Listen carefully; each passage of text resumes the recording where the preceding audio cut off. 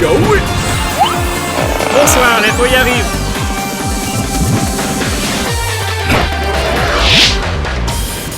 Bonsoir, l'image de ce soir, c'est ça.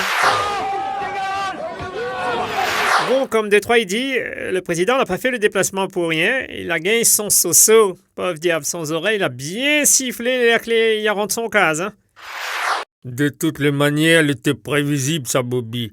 Avec la situation catastrophique de l'agriculture française, m'y pense que François Hollande, quand il a levé le matin et que dans son agenda, il était prévu salon de l'agriculture, il a dû faire 2 noms du père pour gagner la force. Mais affaire, ça va si t'es sûr gagner son so-so. Eh bien, Bobby, le salon de l'agriculture, c'est un passage obligé pour un président de la République. Que l'y aime ou pas ce genre de sortie, il est obligé, c'est la tradition.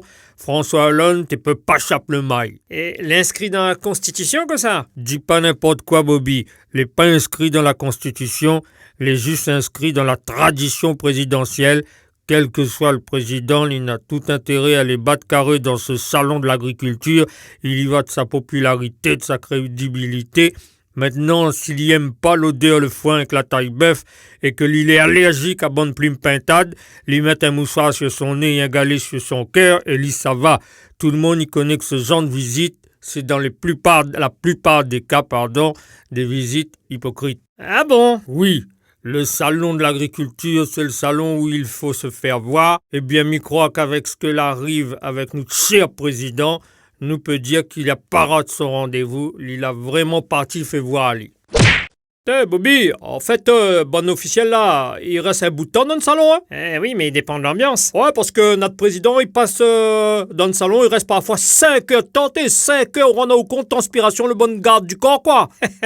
Oui, en tous les cas, les gardes du corps de François Hollande, il devait être nerveux vendredi dernier, hein? On n'aurait pas aimé être des autres places, hein? Parce que elle était chaud. Ouais, mais bon, vous t'es briefé quand même, hein, vous t'es connais, bons agriculteurs, t'es un azote de pied ferme et t'es sa bourrade le président. T'es Bobby, ou là t'as dit tout ça causement, moucatage, le président a gagné. T'es m'avais l'impression dans le télé, t'es monte pas tout, t'entends pas tout ça. Mais t'es violent, t'es, hein, m'a entendu, elle l'a dit.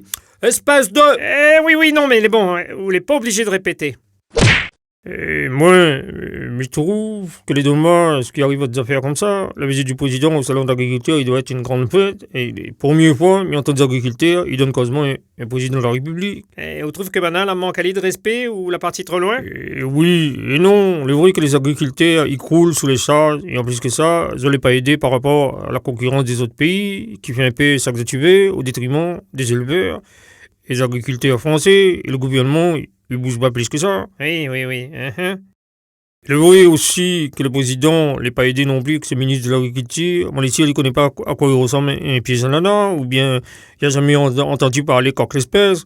Ça l'a jamais planté un haricot d'un moque la terre. Oui, mais avec ce que là se passait, on croit que le gouvernement va réagir, notamment le Premier ministre. Excusez-moi, Bobby, mais le gouvernement, il s'en va faire plus que ça. Si ce n'est les oreilles cochons dans le marmite poids. Bon, moi, je trouve que les scandaleux, ça arrive au président, que nous les d'accord ou pas d'accord avec sa politique, on doit le respect. Car c'est le président de la France et de tous les Français, fichtre diante. On ne jure pas un président public comme ça devant les caméras. Oui, mais la FNSEA, le syndicat des exploitants agricoles, la présente ses excuses. Oh là là, ça c'est fort de café, ça. Disons l'autre faute de balai, là. Serge Aurier? Oui, à lui-même. Alors, rouler dans l'élan, dans l'euphorie, ou jure, ou insulte, ou moucate, tout en ayant conscience de qui ça ou jure et qui ça ou moucate, et après... on demande des excuses. Oui, c'est trop facile, ça, Bobby. Oui, mais on veut dire que le mal est fait. Mais bien sûr, le mal est fait. Ça restera dans les annales du Salon de l'Agriculture. François Hollande, le président qui détient le record de jurement au Salon de l'Agriculture.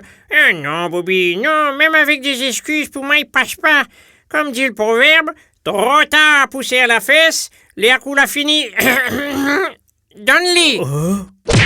Pour moi, le président qui avait le plus la cote avec les agriculteurs, c'était Jacques Chirac. Eh oui, mais on dit ça parce que Chirac était au dallon, André. Non, Bobby. Jacques était très proche des agriculteurs et sa visite au salon était très attendue. Tout le monde voulait avoir le président à son stand. Eh oui, il est vrai maintenant que vous dites, oui, t'es pas les mêmes, t'aimes boire la bière au salon? Oui, c'est ça, c'était son péché mignon. S'il n'y avait pas boire la bière au salon de l'agriculture, disons qu'il n'y a pas parti. Attends d'un coup, mais regarde dans mes archives, photos. Ah oui, effectivement, regarde ça, on a raison. Tu vois, c'est pas la même ambiance qu'avec François Hollande. Mais demande à moi si François Hollande là gagne le temps mange ne serait-ce un tranche saucisson. À défaut, on connaît, causemement l'a rempli son ventre. Bon, souhaitons bonne chance à Manuel Valls. Lui aussi, il s'est fait voir Ali au salon de l'agriculture, on dirait. Hein.